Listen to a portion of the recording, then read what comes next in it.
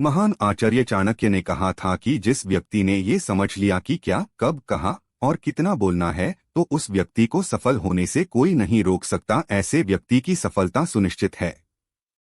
जिस तरह कमान से निकला हुआ तीर लौटकर कभी वापस नहीं आता, ठीक उसी तरह से मुंह से निकले शब्द कभी वापस नहीं आते। शब्द और भाषा हथियार है, और कमजोरी भी सही समय पर सही शब्दों के प्रयोग से इंसान परेशानियों से बच सकता है। लेकिन बिना सोचे समझे बोले गए शब्द इंसान की मुसीबत को बढ़ा देते हैं। द्रौपदी का ये बोलना कि अंधे का पुत्र अंधा ही होता है, महाभारत के युद्ध का मुख्य कारण बना था। आज भी लोग अपनी जबान का इस्तेमाल दूसरों को नीचा दिखाने और खुद को बड़ा बताने के लिए करते हैं, लेकिन जो समझदार और सफल इंसान होते हैं वो ये अच्छी तरह से जानते हैं कि उन्हें किस वक्त कितना और क्या बोलना है। साइलेंट रहने का मतलब ये नहीं है कि आपको पूरे दिन एक भी शब्द नहीं बोलना है या चुपचाप रहना है। मौन का मतलब है कि बेवजह शब्दों का प्रयोग नहीं करना है। जहां जरूरत है वही ही बोलना है, अपनी लक्ष्य पर ध्यान केंद्रित करना है। आज मैं आपको चुप रहने के साथ ऐसे फायदे बताऊंगा जिन्हें जानने के बाद आप आज से ही नहीं बल्कि अभी से उतना ही बोलोगे जितनी आपको जरूरत होगी। एक, मौन लोगों का ध्यान खींचती है।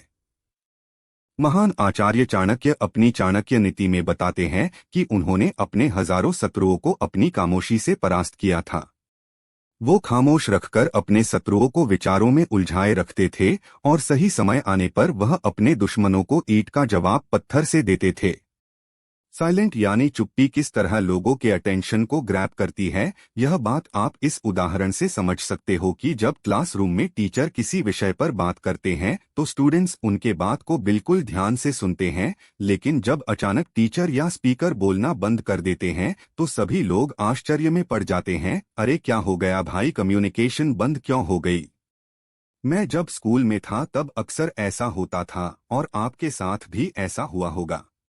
ठीक यही फार्मूला हमारे दैनिक जीवन में भी लागू होता है। जब आप अपने काम से काम रखते हो, दूसरों के मामले में दखल नहीं देते हो, जरूरत हो तभी बोलते हो, तो लोगों का ध्यान आपके ऊपर जाता है। और अगर आप कम बोलते हो, जरूरत हो तभी बोलते हो, तो लोग आपकी बातों को ज्यादा महत्व देंगे। लोग आपकी बात को उन लोगों की तुलना में ज्यादा प्रेफरेंस देंगे, ज्यादा याद रखेंगे जो लोग बिना जरूरत के बकबक करते रहते हैं। दो, मौन बातचीत में मदद करता है।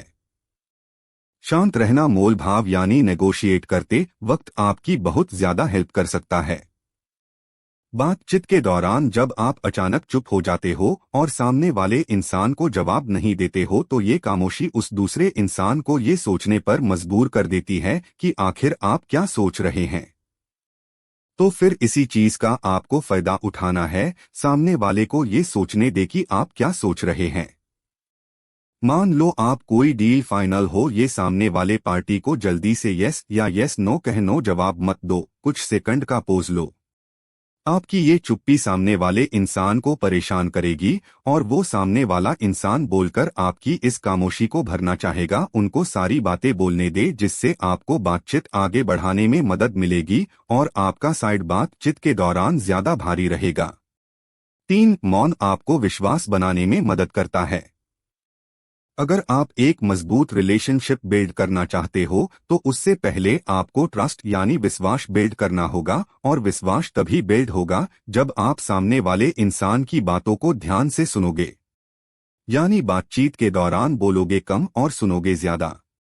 ऐसा करने से दूसरे इंसान को लगेगा कि आप एक अच्छे इंसान हो, सामने वाले की बात को अच्छे से सुनते हो, किसी को भी नजरअंदाज नहीं करते हो, और तभी तो वो आपके बातों को अच्छे से सुनेगा और ट्रस्ट बिल्ड होगा।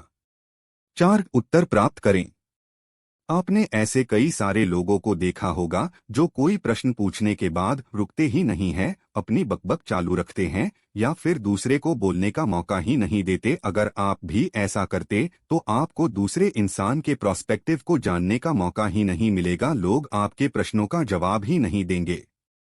इसीलिए कोई भी प्रश्न पूछने के बाद आप साइलेंस हो जाओ, आप अपना ओपिनियन मत दो, लोगों का क्या ओपिनियन है उस बात पर, उस प्रश्न पर आप जानने की कोशिश करो, शायद आपको कुछ नया सीखने को मिल जाए।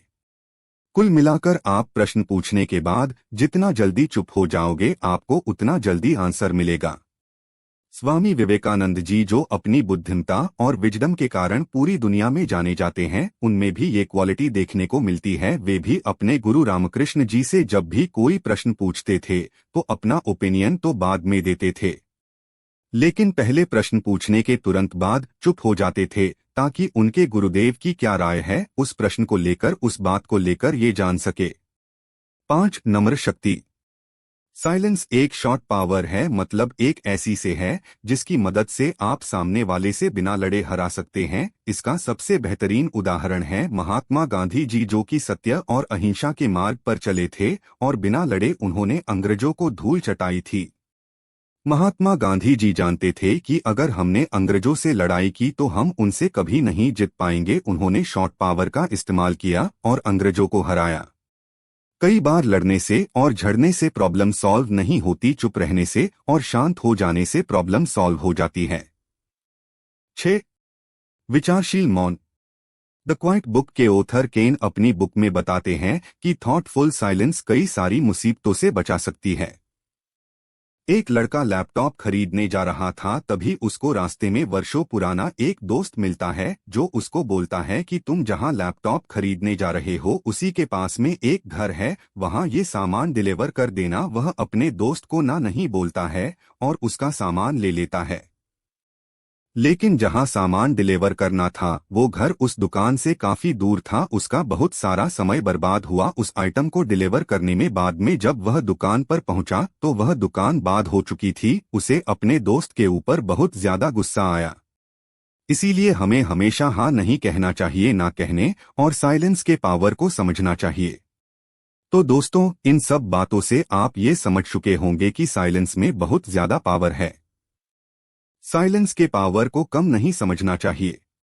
साइलेंस आपको बहुत सारी मुसीबतों से बचा सकती है, और अगर आप भी इन बताई गई बातों को उतारते हो, जहां जरूरत हो वही बोलते हो, तो डेफिनेटली आपको बहुत ज्यादा फायदा होगा।